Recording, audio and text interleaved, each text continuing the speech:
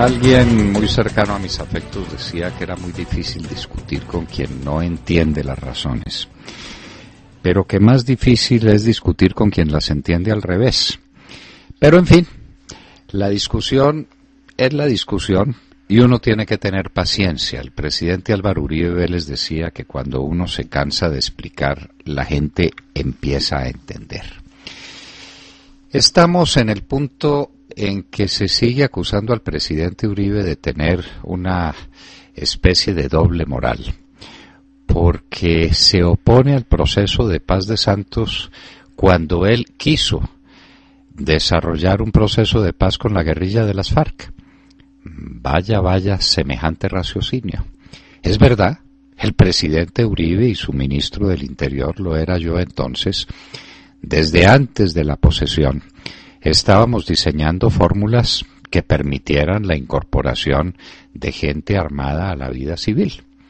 Pero algo va de Pedro a Pedro. ¿Cuáles eran las condiciones fundamentales de esa entrega o de esa reconciliación, como ahora se la llama, con los hombres que estaban armados?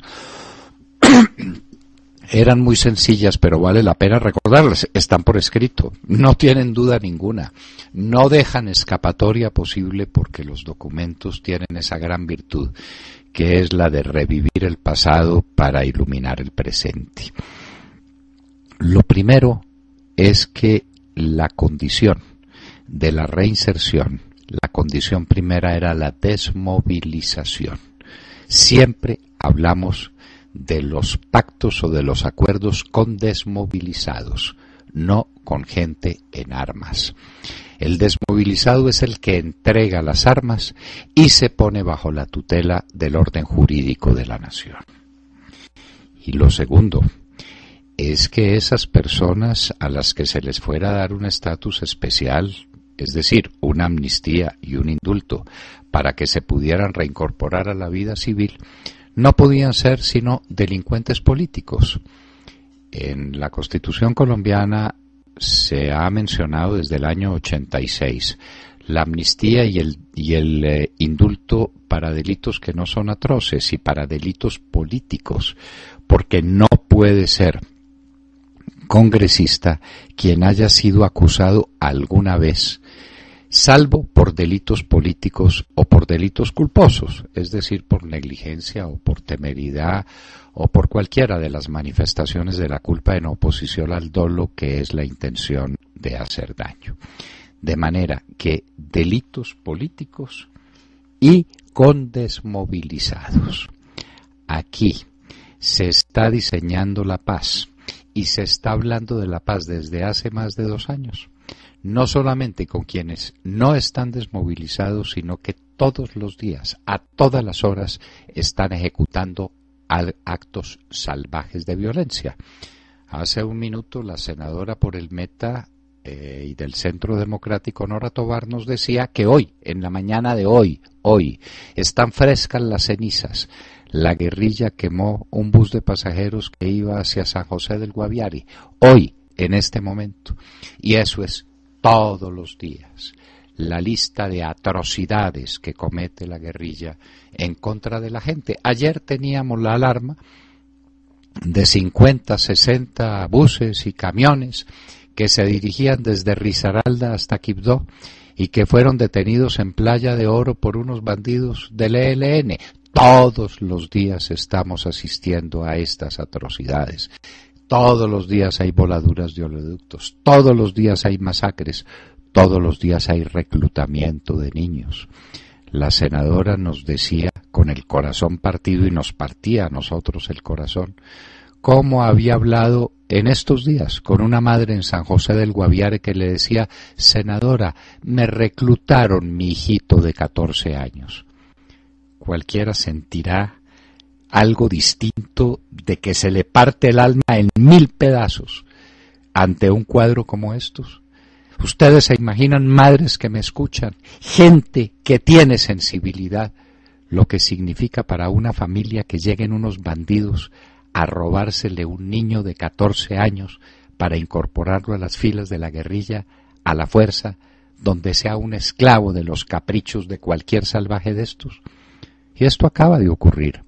Y el presidente Uribe quería la paz para que no se volvieran a cometer estas atrocidades, con desmovilizados y por delitos políticos. Y si se quiere, lo más importante y lo más decisivo, se trataba de hacer una paz consistente en que esas personas que estaban en armas se incorporaban a la vida institucional del país.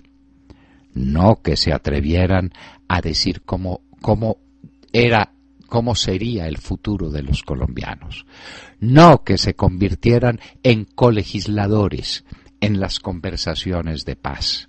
No que vinieran a dictarnos cátedras sobre la democracia profunda, sobre la reforma agraria, sobre las relaciones internacionales, sobre la estructura económica y social del país. No para discutir la agenda, como lo ha repetido el presidente Álvaro Uribe Vélez 1000 veces. Senador Roy Barreras, sabemos que a usted le cuesta cierto trabajo entender las cosas porque tiene la mente ofuscada por la pasión, que es la peor de las ofuscaciones. Pero le repetimos, otra vez con mucha sencillez y con mucha claridad, el presidente Uribe y su gobierno, quien le habla, si querían la paz, con desmovilizados, con delincuentes políticos, solamente con ellos, y no para diseñar el futuro de la República, sino para que se sometieran al orden institucional del país, empezando porque las leyes las redactaran ustedes, los congresistas, y no ellos, los bandidos que están gozando de estas prerrogativas, de estos privilegios en La Habana. Las diferencias son tan marcadas y son tan profundas que solamente demuestran, primero, que el presidente Álvaro Uribe Vélez es un hombre de paz, que siempre la quiso y que la conquistó, que la consiguió para los colombianos. Y lo segundo, que tiene toda la razón en oponerse a un proceso de paz que está en las antípodas, que es radicalmente opuesto al proceso de paz que él imaginó, consistente en que la gente en armas se plegara ante las instituciones, ante el orden jurídico de la nación. Y por lo mismo, repetimos, y entiéndalo por una vez, senador Roy Barreras, la paz era con delincuentes políticos, con desmovilizados y en ningún caso para cambiar las instituciones de la República según sus caprichos, según sus iniciativas o las iniciativas y los caprichos de la izquierda extrema que los reúne, que los aprovecha, que los estimula, por supuesto desde la sombra, sin decir su nombre y sin revelar ni sus voces ni sus letras. Así pues queda establecida esta diferencia radical entre la paz del presidente Uribe y esta paz de Juanpa, que no es paz, sino que es un proceso de claudicación ante la violencia, ante los extremismos y ante el socialismo del siglo XXI. Acaban de escuchar el editorial del doctor Fernando Londoño Hoyos en La Hora de la Verdad cuando son las 7 de la mañana, 22 minutos.